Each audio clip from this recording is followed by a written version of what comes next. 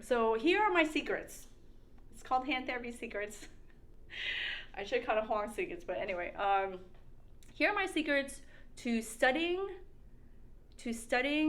smarter, not harder, and in less time. And if you don't have a plan, you can borrow mine, right? And we're going to go into that as well. But you have to draw a line in the sand, pick your test date, and then create the plan working backwards off of that test date, right? And I'm a huge believer in studying in the right order. It's already hard enough, why make it harder for yourself?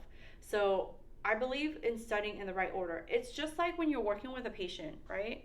You're working with a patient who has wrist instability, and you start giving them weights, but they're unstable, they don't have enough motion, they're too painful, but you put weights on them, right? So wouldn't that make it harder for them because they're so painful? But then you're gonna make them exercises and become more painful, and then now they're in this pain cycle and you can't get them out, right? So it's like you studying in the wrong freaking order.